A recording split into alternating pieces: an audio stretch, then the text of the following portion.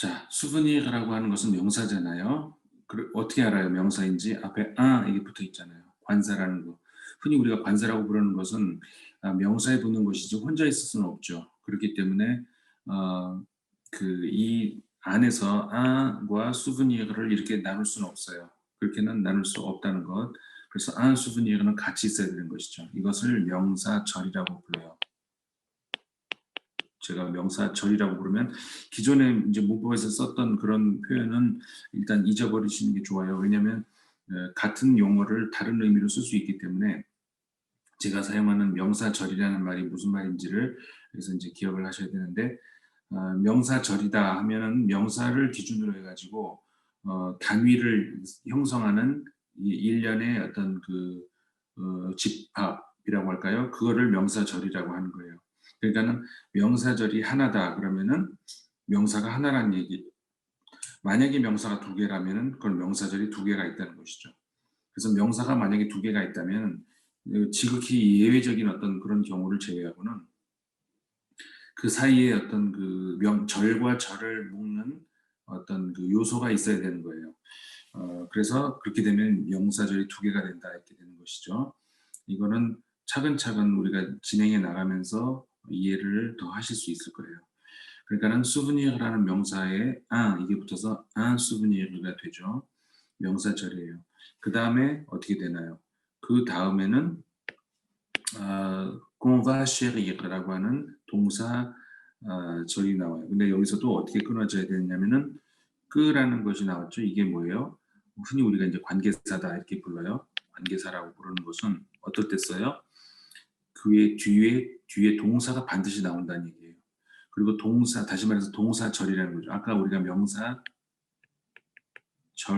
했잖아요. 이번엔 동사절이 반드시 있기 마련이겠죠.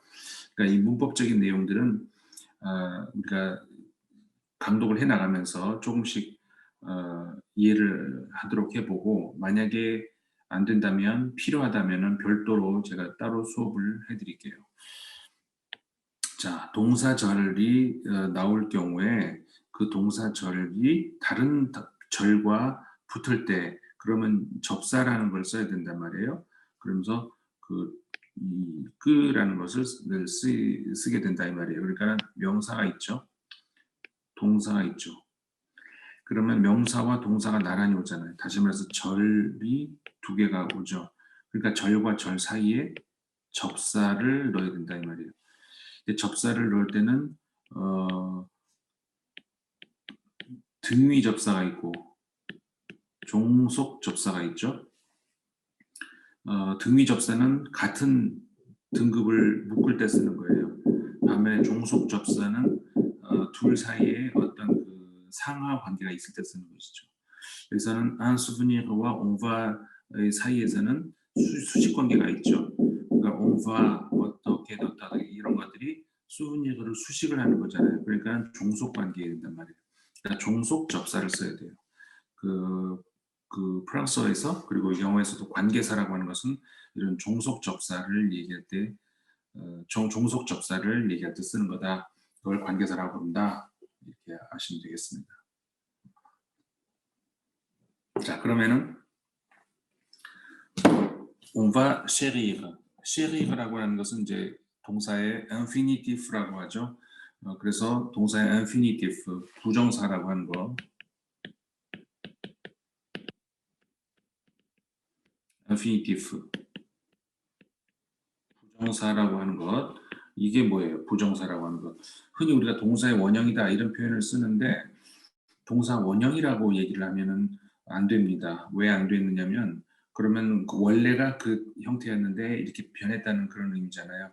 그렇지가 않고 반대예요. 동사라고 하는 것은 사건의 움직임, 시간의 변화 이런 것들을 표시할 때 쓰는 것들이 동사예요. 그래서 구체적인 상황에서 어떻게 진행되고 있는 그런 것들을 표현하는 것이고 그것으로부터 이 뭐라고 할까요? 시간, 공간 이런 것들을 박탈을 해버리면은 그러면 움직이지 않는 게 돼버리는 거죠. 시공을 박탈하면 더 이상 움직이지 않는 거. 다시 말해서 동사의 자격을 박탈하는 거예요. 그렇게 만든 것이 바로 이 infinitive 부정사라는 것이죠. 그러니까 동사 역할을 하지 못하게 만들어 버린다 이 말이에요. 한국말로 예를 들어 볼까요? 우리가 먹다라고 흔히 얘기를 해요. 근데 한국말에서는 이제 보통은 우리가 동사로 사용을 할 때 먹다라고 안 쓰죠. 먹는다라고 쓰지. 그럼 먹고, 먹지, 뭐 또는 먹었다, 뭐 등등 이렇게 쓴단 말이에요. 그래서 먹이라고 하는 그 어간에다가 다양한 형태를 붙이는 거죠. 그런데 이거를 그러면은 이 동사로서 먹는다 그러면 지금 얘기잖아요. 먹었다 그러면 옛날에 먹었다는 얘기. 그러니까 이런 그 시간의 그 개념을 박탈해 버리면은 우리가 먹기 이렇게 만들어 버리는 게 되는 거예요.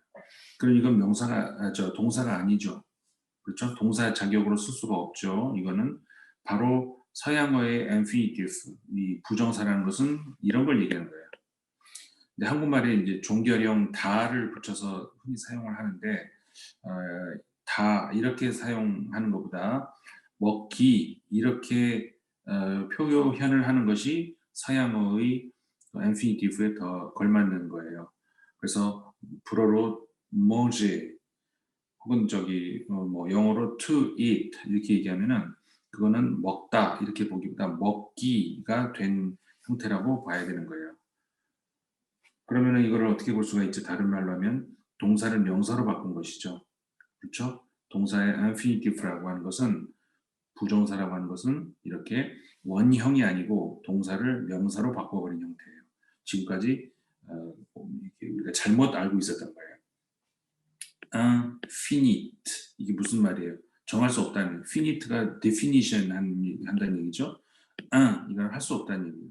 그래서 정할 수 없다는 얘기예요. 뭘 정할 수 없어요? 시간, 공간 따라서 이 상황을 정할 수 없다는 얘기예요. 다시 말해서 그 화석화시켜 버렸다. 이 동사 자격을 박탈해 버렸다는 뜻이에요. 그래서 먹기 이렇게 봐야 되는 거예요. 그러니까 chérir도 마찬가지예요. 이거를 동사 원형이라고 보지 말고 습관적으로 이제 원형이라고 말이 나오기도 하는데 이거는 부정사다. 다시 말해서 동사의 명사형이다. 이렇게 봐야 된다는 거예요. 따라서 이 본문에서 보자면은 on va까지가 동사 어간 동사의 절이란 얘기예요. on va까지가 아시겠죠? 그래서 그 뒤에다 다시 chérir라고 하는 사실 명사가 들어가야 될 자리인데 동사를 명사로 바꿔버렸다 그랬죠? 그랬기 때문에 비로소 이 va 뒤에 따라올 수 있다는 얘기예요. 그래서 동사 뒤에는 infinitive가 따라오죠. 절대로 동사 그 자체로 쓸 수는 없죠. infinitive를 써야 돼요. 다시 말해서 무슨 말이야? 명사형으로 바꿔서 써야 된다 이 말이에요.